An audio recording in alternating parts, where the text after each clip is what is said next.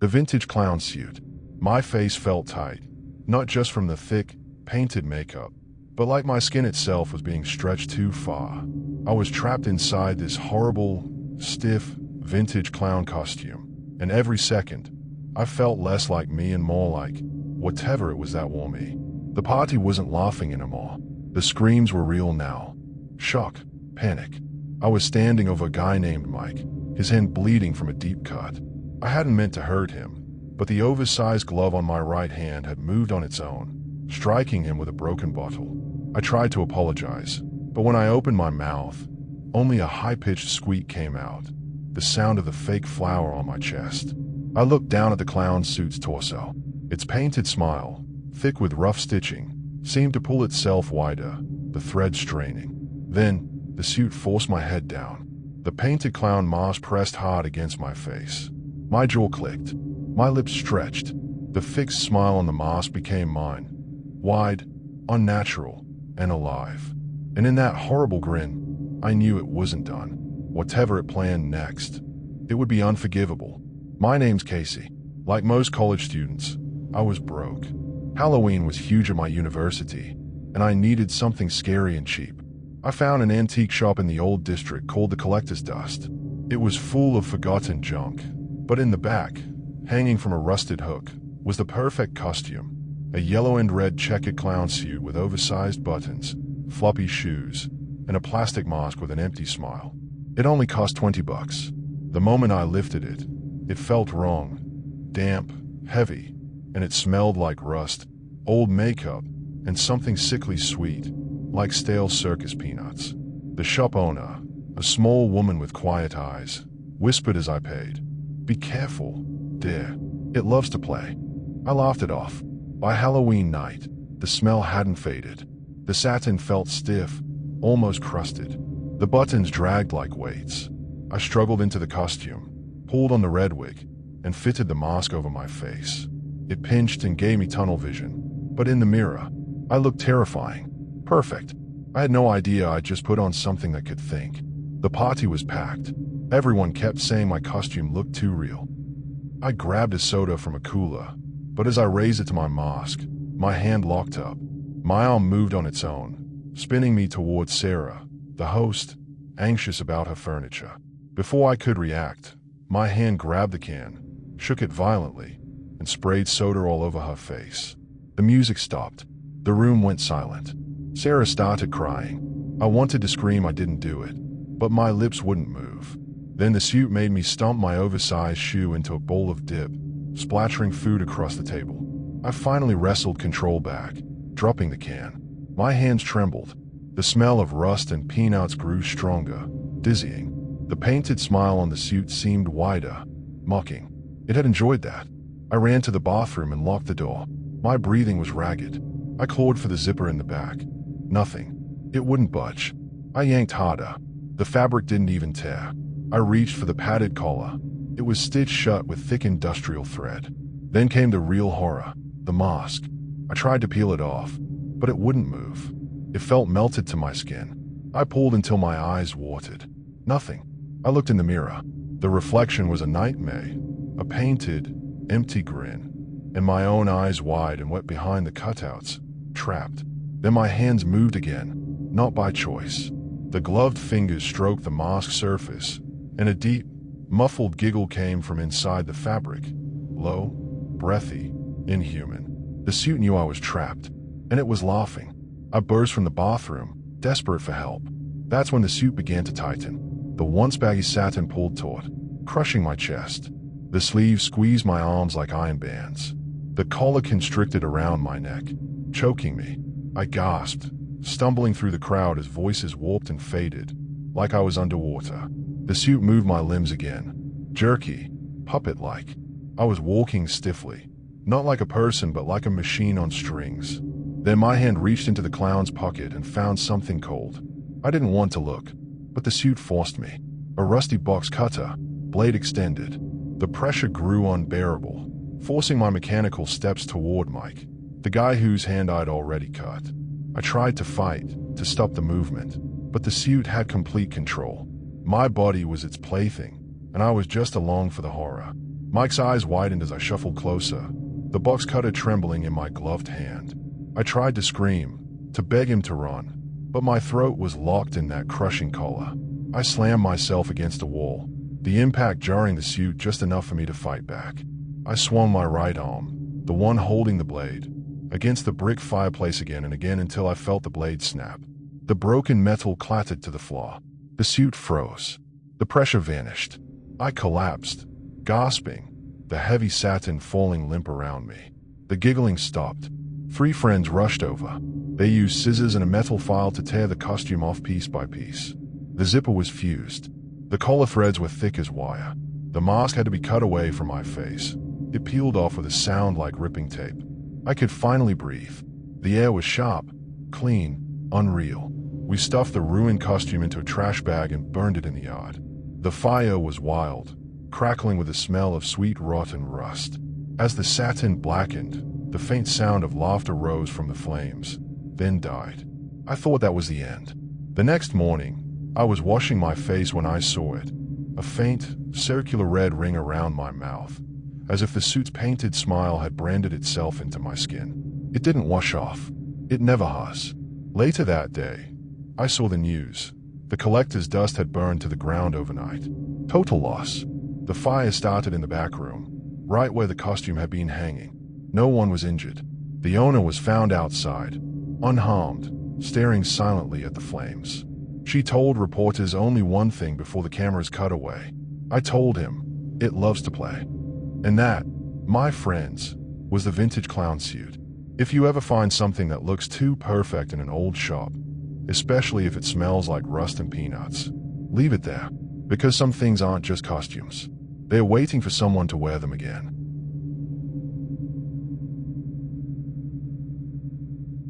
Night, 1999. For us, it wasn't about costumes or candy. It was about finding the creepiest places on the map. This year, it was a dead air station, a Cold War civil defense bunker carved deep into a hillside, built to survive nuclear war. Abandoned since the 80s.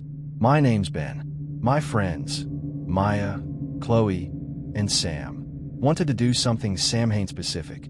Sam, a firm believer in the paranormal, claimed Halloween night was when the veil between worlds thinned. So, we brought a restored shortwave radio to see what we could pick up from the other side. The bunker smelled of mold and metal.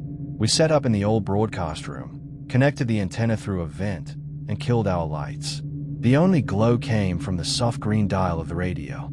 For 30 minutes we heard only static. Then, at midnight, the static snapped clay, and we heard a human voice. It wasn't whispery or ghost-like. It was a strong, urgent military voice, reading off letters and numbers in a clipped, rhythmic tone. Maya, our tech expert, threw on the headphones. Her face drained of color. "It's not a language," she said. "It's a cipher. Military code from the 1960s. The transmission grew louder. The vacuum tubes glowed orange hot. Sam found a dusty binder of code references and helped decode the phrases. The first line read, "Warning. Repeat. Warning. Sector. The second. Target zones compromised. Countermeasure failure imminent." We weren't listening to ghosts. We were intercepting a distress signal from a world that shouldn't exist. The air grew colder. The walls began to hum, a thin, metallic ringing that felt like it came from inside our skulls. But we couldn't stop decoding.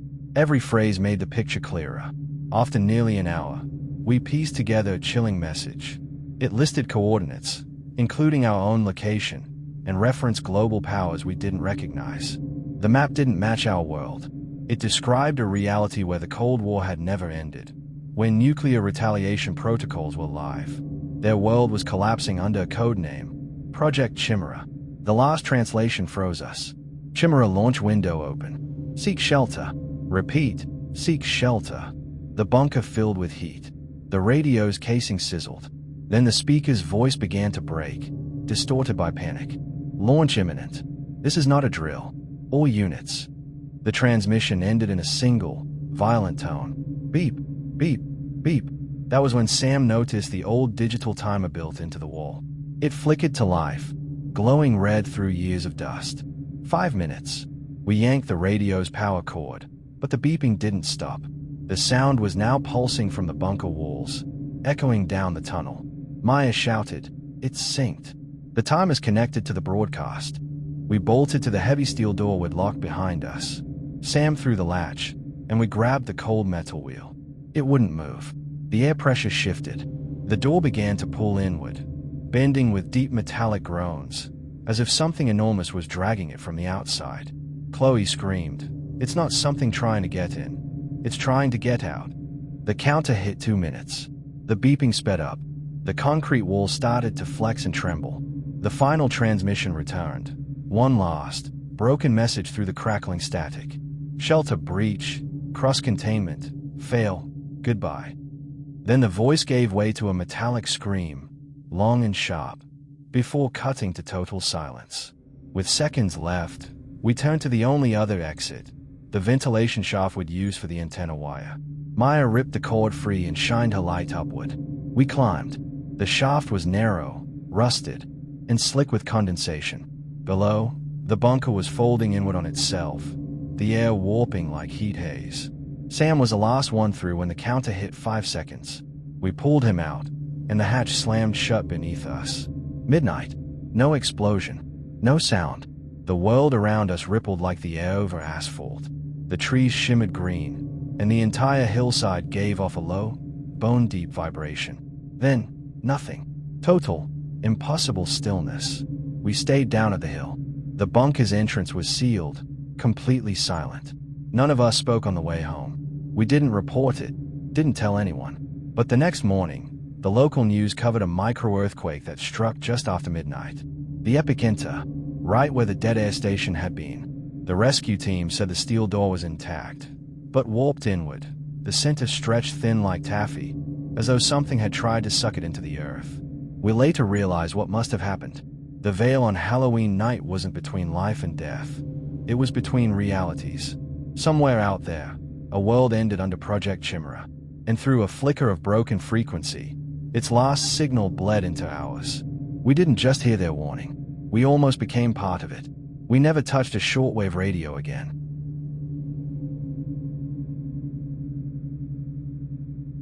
The 10th pumpkin. ChatGPT said, "My heart was beating so fast it felt like it might burst through my ribs. I wasn't looking at the door. I was staring at the pumpkin. It wasn't moving.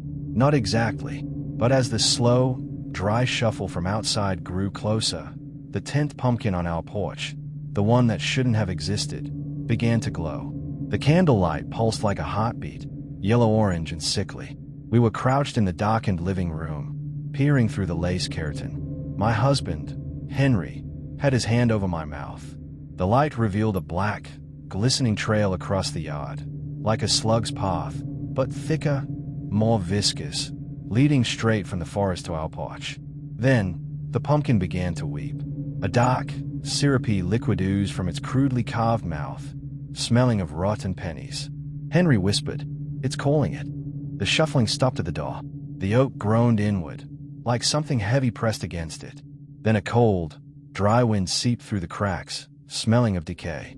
The pumpkin's light flared, and a massive, headless shadow crossed the window. We'd been warned. It all started that morning. Henry and I live in a neighborhood obsessed with Halloween. This year, the association insisted that every home display exactly 10 pumpkins to honor the founding families. We carved 9, one for each grandchild, one for us. But on Halloween morning, we woke to find a 10th pumpkin sitting on the walkway. It was enormous, carved crudely with 2 uneven eyes and a jagged M-shaped mouth. Henry joked that Mrs. Henderson probably dropped it off. When he tried to move it, his smile disappeared. "It's heavy," he said, straining. "Feels full of concrete." The smell hit us next. Sweet, rancid, metallic. Not like pumpkin guts. Like meat. By afternoon, we'd asked every neighbor. No one claimed it. Their own 10 pumpkins sat neatly in rows. Identical, cheerful, harmless. Henry fetched the garden dolly to move it. As he tilted it, I brushed my hand across the rind. It wasn't smooth. It felt like old, thick scar tissue. I leaned in with a flashlight and froze.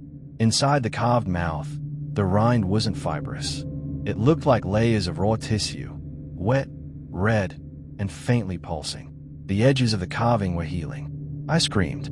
Henry rushed over, saw it, and went pale. "It's flesh," I whispered. The wind picked up suddenly, cold and dry. Not natural at all.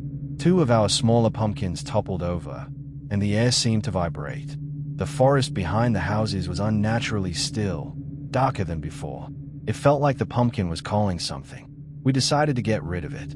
It took both of us to load it into the trunk. As Henry drove toward the dump, the car lurched violently sideways, skidding against the curb. When we got out, 3 deep cracks scarred the asphalt beside us, like claw marks. Back home, the pumpkins on our porch had changed. Their cheerful faces had sagged into terrified grimaces, their eyes wide and pleading. The candlelight flickered erratically, as if they were alive.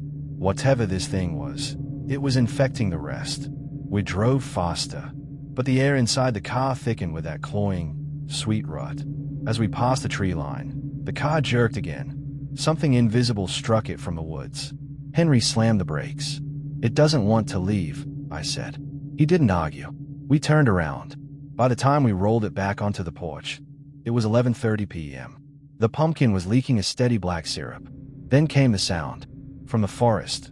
Scrape, drag, scrape, drag. Something heavy, dry, enormous, crawling across the pavement. We ran inside and locked the door. The 10th pumpkin glowed like molten metal, its mouth warping into a black point that swallowed light itself. The scraping stopped outside. The air thickened, impossible to breathe. Then came the faint rasp of something coarse brushing against the wood of our door. And a voice, not through sound, but inside my head. "Thank you for completing the circle." The doorknob dented inward with a single, thunderous thud. The wood splintered. Dark fluid leaked under the frame, pooling around our feet. "There's only one way," Henry said. We burst onto the porch, armed with a brass poker and a lighter. The pumpkin's black mouth pulsed faster, the air vibrating. Henry struck, bringing the poker down hard, but it bounced off the rind with a ringing metallic clang. The shadow behind the door moved closer. "Put out the light," I screamed. Henry jammed the poker through the top, crushing the candle with his boot. The glow vanished. The smell disappeared. The pressure on the door released. The scraping outside stopped instantly. The pumpkin was dead. Just a bloated, rotting mass of orange and black. From the woods came one final scrape, retreating into the dark. By morning, the pumpkin had collapsed in on itself, reeking of decay. We smashed it apart and buried the remains. We never told anyone, but since that night, every house on our street has displayed 10 pumpkins, every year, without fail. No one ever questions it. And though we replaced our front door, the new one bears the same perfect circular dent around the knob, like something pressing to get in. Every Halloween night, our house fills with that faint, sweet rot, a reminder of the year we broke the circle, and something enormous went hungry.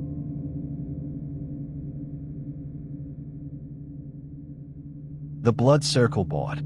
The smell of warm blood and attic dust was overwhelming. My friend Mia was screaming, but it sounded far away, thin, like we were underwater. I couldn't move. The thing we called was already here, using my body as its door. The planchette wasn't under our fingers anymore. It was gliding across the board on its own, driven by the dark red drops of our blood smeared on the letters.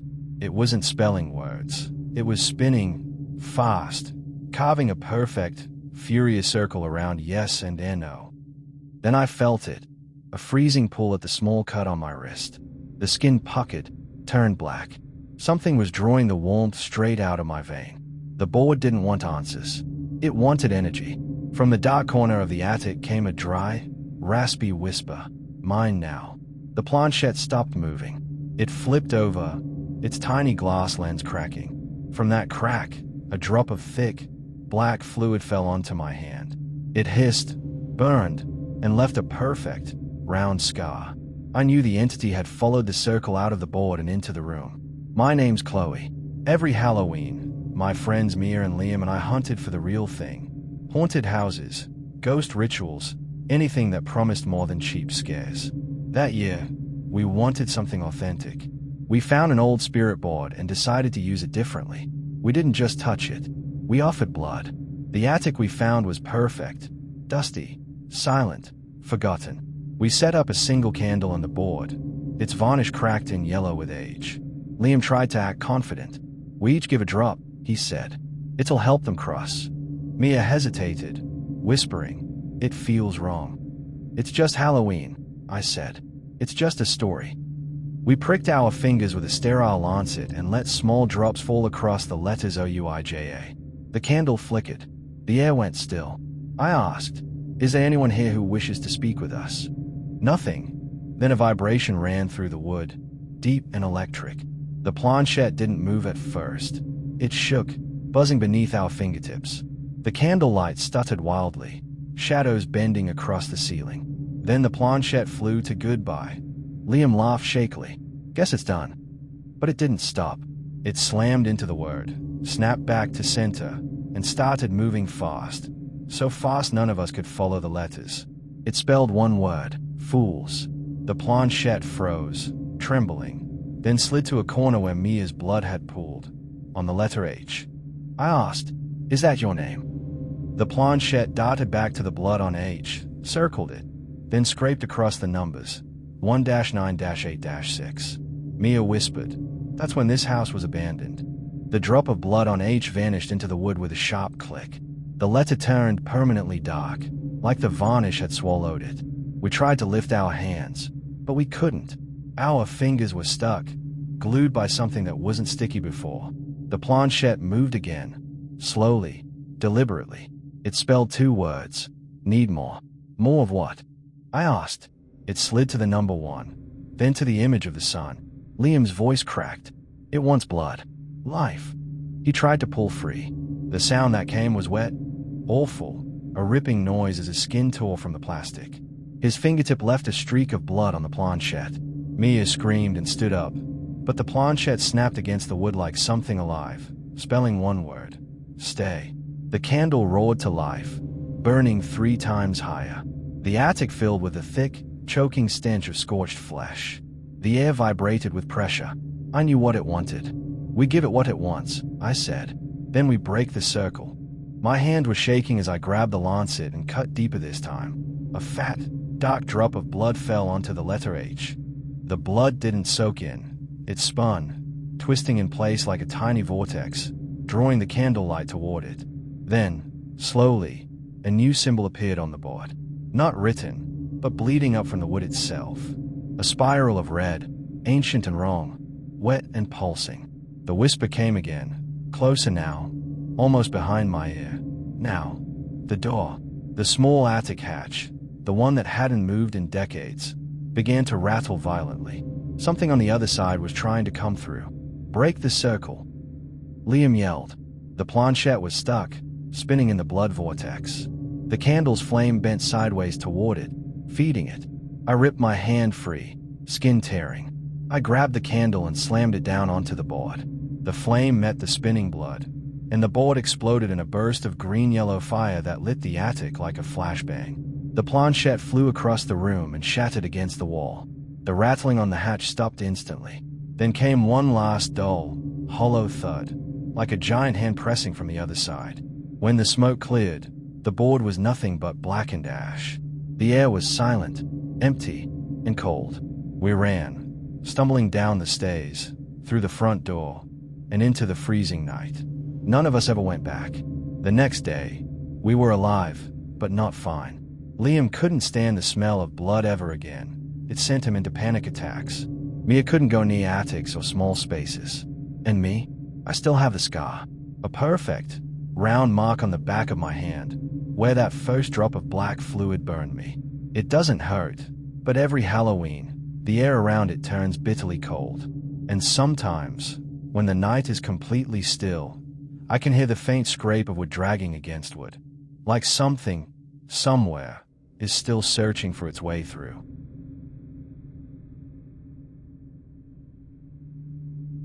The glitch in the costume app. The glass on the front door was beginning to crack under slow, deliberate pressure. I wasn't looking at the door, though. I was staring at my phone, frantically tapping delete model, but the screen refused to obey. It only flashed one word, active. The phone burned hot, blistering my palm. Mason had already fled. The creature outside, my costume, stood motionless, 9 feet tall, metallic, jointed, its head a huge, black, unblinking compound eye. Crack! A needle-thin finger pierced through the glass, hissing softly like steel on steel. The eye tilted toward the phone's light. It recognized its source. That's when I realized the truth. The app wasn't deleting the model because the creature itself was blocking it. It was guarding its own existence. I slammed my phone against the wall. The screen erupted in static. Outside, the thing screamed, an electronic wail of crushed circuits, and drove its fist through the glass. My name's Jake. Every Halloween, my friend Mason and I compete in our college costume contest. The prize money's big, so we go all in. This year, we found an underground app called the Samhain Stylist. It promised to use AI to scan your fears, your hidden psychological triggers, and design a mortal fear costume unique to you.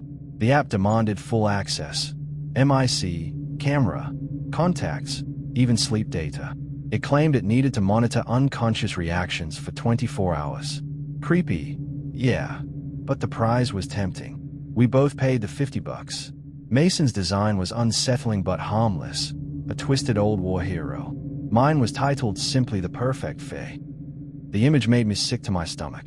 A tall, insectoid thing, metallic, reflective, jointed like a praying mantis, but human enough to feel wrong. The black, featureless head had one enormous, mirrored eye. Every texture was too real, every detail too precise. We 3D printed the suit in metallic resin. The material felt unnaturally cold, like holding dry ice. When we assembled it, I had the app open for reference. Mason picked up the headpiece, looking through its slit. My phone vibrated violently.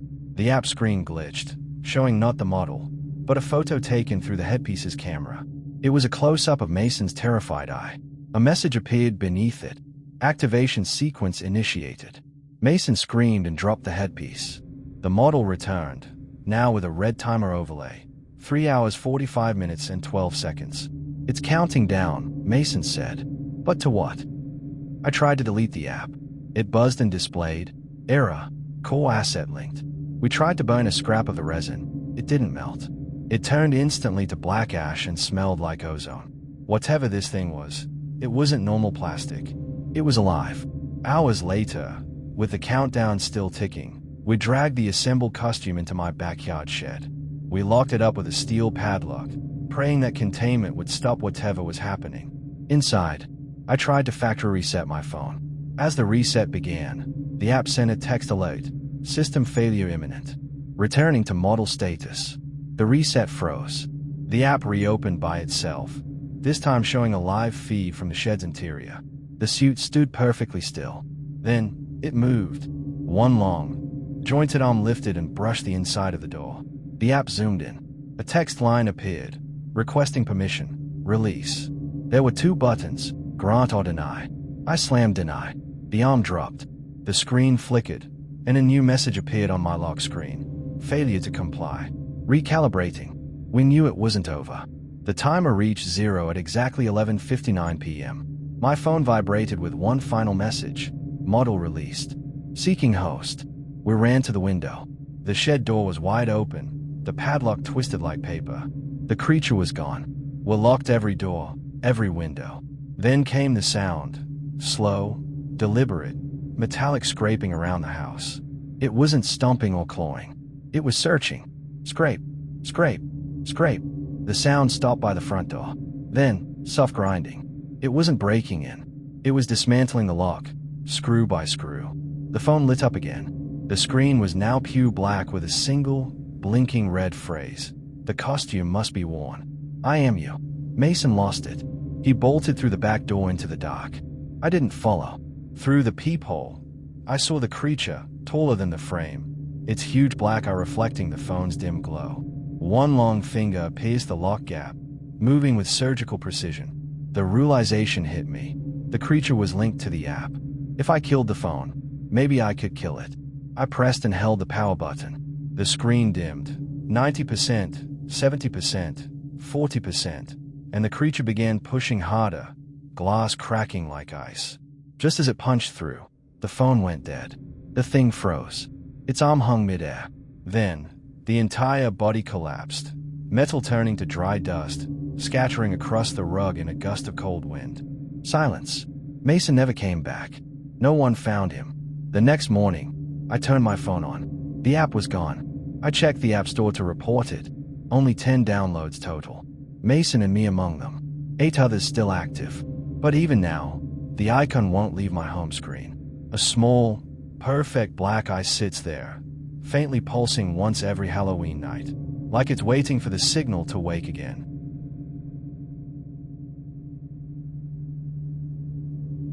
The midnight ticket. I couldn't scream. The sound was trapped in my throat, buried beneath the smell of copper and ozone. We were underground. The trolley windows were blacked out, vibrating against the smooth, sickening curve of the tunnel wall. Mark was hammering on the steel door that separated us from the silent conductor, but it wouldn't budge. We were locked inside. The only other passenger, a pale woman in the front seat, finally turned around. Her smile wasn't human. Her lips stretched too far, showing perfect, 2 white teeth. She raised a bony finger and pointed toward the front of the car. A faint, rusted bell rang once. The trolley slowed. Through the front window, a dim yellow-green glow appeared, illuminating a sign above the conductor's head. It didn't list a street or district, just one word, Terminus. I looked down at the ticket in my hand. The faded ink bled into a deep, impossible red. We hadn't paid for a ride across the city. We'd paid for a one-way trip to where the dead things rode. And when I looked up, the platform ahead was full of them, dozens of motionless figures in old clothes, eyes wide, all staring straight at us. My name is Sarah. Mark and I were urban explorers. We hunted abandoned tunnels and forgotten ruins, anything that whispered of the past. The old river line was our latest obsession, a trolley route said to run only once a year, on Halloween night. We found the old brick ticket hut just before midnight. It was covered in ivy, the window boarded shut. Mark laughed. See, just a myth. Then, at exactly 11:59, the window hatch flipped open with a heavy clack. Inside sat a man in an antique uniform. His cap shadowed most of his face. His hands were long, pale, motionless. Tickets, he rasped. Round trip. Midnight line. Cash only. We paid. He slid 2 thick paper tickets across the counter. Printed on them, in fading gray ink, was our destination, the Terminus. At midnight, a sound echoed from the trees. A faint clang, followed by the grind of wheels on ancient steel. The trolley emerged from the darkness, black with age, headlights trembling. Its single door hissed open. The conductor stood on the platform, tall, thin, wearing the same dark uniform. He said nothing. Inside, the car smelled of mildew and old velvet. The air was thick, hard to breathe. Only one other passenger sat there, the pale woman in gray, motionless in the front row. Mark tried to joke. Quite the Halloween ride. Oh. She didn't respond. Slowly, she turned her head, her blank eyes fixed on him for 20 silent seconds before turning away. The door sealed shut. The conductor pulled a brass lever. The trolley lurched and began to move. We expected to see the city outside, but the streets were gone. The trolley had entered a tunnel, wet, lined with moss, walls close enough to scrape the windows. No part of the city had tunnels like this. Mark approached the conductor. Where's this line go? It's not on any map. The conductor didn't turn. He simply lifted one pale hand and pointed to a sign above the door. No stops until final destination. The car sped up. We were descending. I looked at the floor beneath the pale woman's feet. The wood there was damp, dark, sticky, like oil, or blood. It pooled beneath her dress, dissolving the fabric into black. Then the lights went out. The trolley roared in total darkness. A heavy latch slammed into place. When the lights flickered back on, the conductor's door was bolted shut with a brass lock that hadn't been there before. We were sealed inside. Mark began to panic, pounding on the door, shouting. I pulled out my phone. No signal, no boss. Just one message on the screen. Network, Terminus. Outside, the mossy tunnel gave way to solid earth. We were no longer in a tunnel but burrowing through packed dirt and stone. The air grew dry and stale. The pale woman still held her ticket. She pressed it against the window, and the paper absorbed the light, turning black. She let go, and the ticket stuck to the glass, quivering. The trolley shuddered violently. A metallic shriek tore through the car as it hit a sharp turn. The woman's face twisted, ancient, terrified. The destination sign flipped again. A new line appeared beneath terminus. Arrival, midnight. The conductor's door began to throb, as if something massive behind it was trying to break through. From the other side came a dry, echoing voice. Final call. Time to disembark. The lights dimmed to green. The trolley slowed. We were arriving. Mark spotted a fire extinguisher on the wall. The window, he shouted. He smashed it against the glass beside the woman. The thick pane cracked, then shattered, tearing the black ticket loose. The woman screamed, a high, brittle sound like stone grinding against stone. The lights flickered madly. Mark climbed through the window, ripping his arms on the bars. I followed, hitting the cold, wet tunnel floor just as the trolley screeched to a halt behind us. We ran. The yellow-green glow from the station spread across the walls. Behind us, the trolley door slid open. Heavy footsteps followed, slow, deliberate, echoing through the dark. We sprinted until we found a narrow maintenance shaft leading up. It was barely wide enough for one person. We climbed hand over hand and burst into the city's old sewer tunnels. From there, we followed the sound of traffic until we reached the surface. When we emerged, dawn was breaking. The streets were silent. The park was gone. The spot where the ticket hut had stood was just grass and broken stone. We told ourselves it was a hallucination, a Halloween nightmare brought on by exhaustion. But the next day, everything felt wrong. The city looked altered. Street names were slightly misspelled. Buildings had extra flaws. People's faces seemed paler, their smiles wider, their movements slower. We had escaped the trolley, but not the world it came from. Mark and I still have the tickets. The ink has turned dark red, like dried blood. Every October, they begin to smell faintly of dust and iron. We don't ride anymore. No buses, no subways, nothing with doors that hiss shut. The sound brings it all back. The dark tunnel, the conductor's whisper, the toll of that ancient bell. Sometimes, in the middle of the night, I swear I still hear it. A faint, distant clang, echoing through the streets outside. And when it fades, I hear his voice again, soft, patient, eternal. Final call, passengers of the midnight line.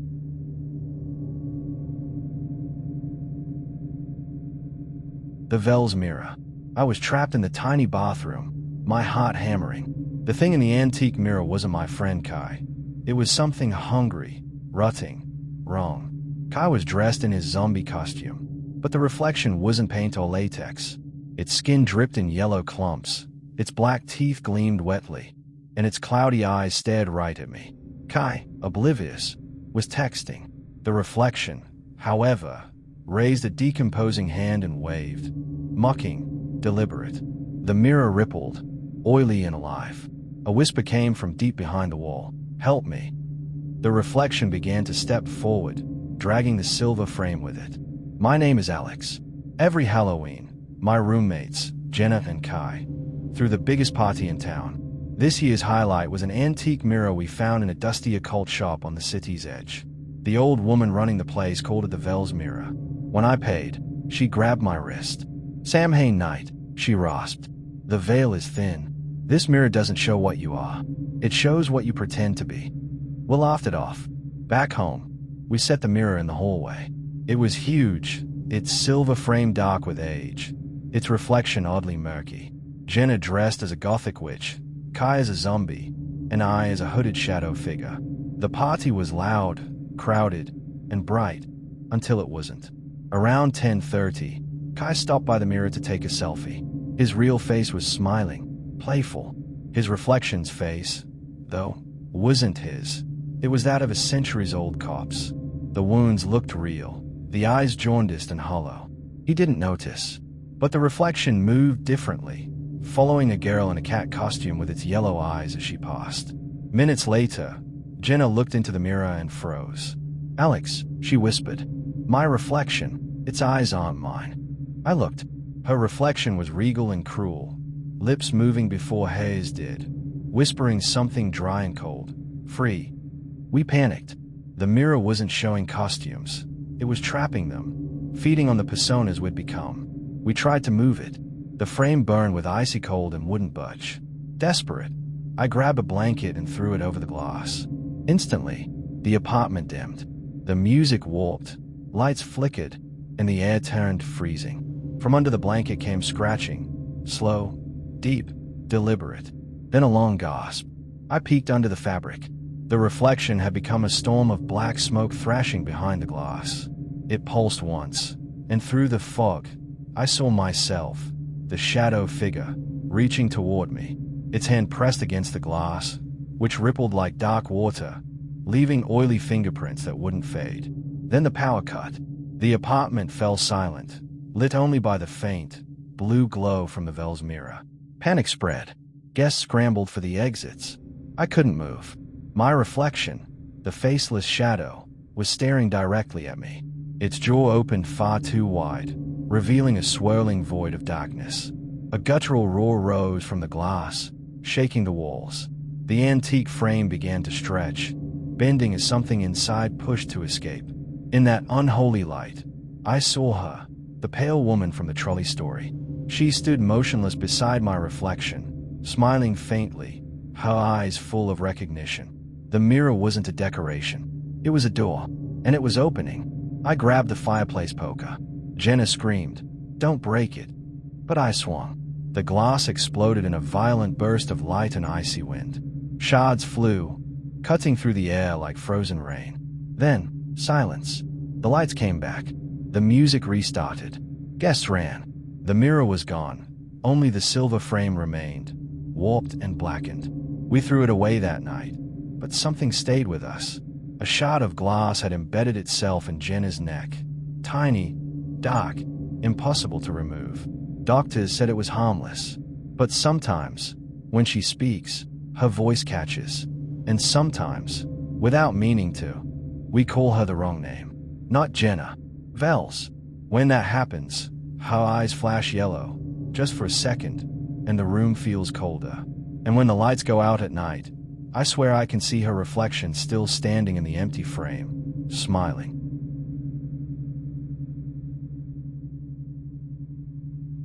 The spectre lens. My fingers were slick with sweat. I couldn't move or scream. My friend Ben was laughing, completely unaware of the horror inches from him. Through my phone, the spectre lens filter revealed a ghost hovering behind him. A tall, thin woman in a decaying white dress, her eyes black pits, her mouth stretched into a grotesque grin filled with black teeth. Ben couldn't see her. I tried to close the app, but my thumb stuck to the screen. The ghost leaned closer to Ben's ear. Then my phone flashed red. 1% battery. The ghost's head twitched, and she turned to look directly into the camera, straight at me. Her smile widened as she raised a skeletal hand toward the lens. A faint pop. The screen went black. And just like that, the world returned to normal. A false, haunted calm. I'm Chloe. Every Halloween, my friends and I play with ghost hunting app for laughs. This year's trend was a new one, Spectre Lens, a downloadable filter that required strange permissions to access core camera functions. It promised to reveal what was hidden between frequencies. We downloaded it immediately. That night, we went to the Majestic Theater, the oldest haunted spot in the city. The air was thick with dust and decay. We turned the filter on. The world shifted, colors inverted to sickly green and purple. The air rippled like heat waves. We aimed the camera at the theater door. The phone vibrated violently. Through the lens, we saw a faint figure of a woman in white, standing near the fire escape. When we turned the filter off, she vanished. Turned it back on. She had moved closer. We laughed nervously but didn't run. Not yet. Inside the lobby, the Spectre lens showed things everywhere. Dozens of faint gray shapes pacing through the room, repeating their silent patterns. Then came the first real moment of terror. I pointed my phone toward the shattered chandelier. Through the filter, I saw small, smoky figures, children, climbing around it, whispering. I turned to the far corner, where the air felt cold. The woman in white was standing there. I zoomed in. Her face was hollow-eyed, her expression empty, until she moved. Slowly, deliberately, she turned her head and looked straight into the camera. My breath caught. She saw me. I whispered. Ben forced a laugh. It's just programmed to react to faces. But when I lifted the phone again, She had raised a hand toward me, her wrist twisting unnaturally, as if trying to understand the camera. That's when we realized the truth. The app wasn't just showing ghosts. It was showing us to them. We bolted from the theater, sprinted to the car, and sped away. 5 blocks later, Jess screamed from the back seat. "Chloe, your phone."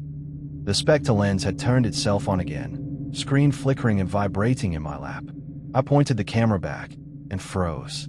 The ghost was in the back seat, sitting between Jess and Ben. Her stiff body was buckled in with an invisible seat belt, her hollow eyes fixed on me. We didn't stop until we reached our apartment. We tried deleting the app, but the phone flashed an error. Spectre lens. Core function required. Cannot disengage. The filter had fused with my camera system. When I opened the regular camera, it seemed normal, until Ben pointed to a dark corner of the ceiling. "What's that shadow?" I raised the phone toward it. Instantly, the screen flickered purple and green. The ghost stood there, her face inches from the camera. The app wasn't running anymore. The filter was inside the phone itself. That night, we realized the phone was more than a window. It was a beacon, a door. The screen suddenly went white, painfully bright. The device grew hot in my hand. Ben froze mid-step, eyes glassy, body still. Through the lens, I saw the woman again, no longer transparent but solid. She reached out and placed a hand on the back of Ben's head. He shivered but didn't react. He couldn't see her, but he could feel her. The phone's microphone picked up a faint sound. Not a voice, but a dry, wet chewing, like insects inside walls. The lens wasn't just showing her anymore. It was feeding her, giving her enough power to exist. I needed to stop it. I ran to the kitchen, grabbed a cast iron pan, and raised the phone over the counter. Ben stood motionless, the ghost's hand still pressed to his skull. I screamed and swung. Crack! The phone shattered. A burst of blue-white light exploded across the room. The air turned warm again. The chewing stopped. Ben fell to the floor, gasping, alive. The gateway had closed. We never used another ghost hunting app. We didn't even talk about it. Months later, I saw the name resurface. The company behind Spectre Lens had been quietly acquired by a massive social media corporation. They'd rebranded it as a fun Halloween camera effect, Samhain site. Integrated into the main app. Permanent. Impossible to delete. Now, every October, I see people using it. Influencers, friends, strangers. And sometimes, just for a split second in their videos, I see her again. A flicker of white fabric. A face with too many black teeth staring straight at the camera. Still smiling. Still waiting.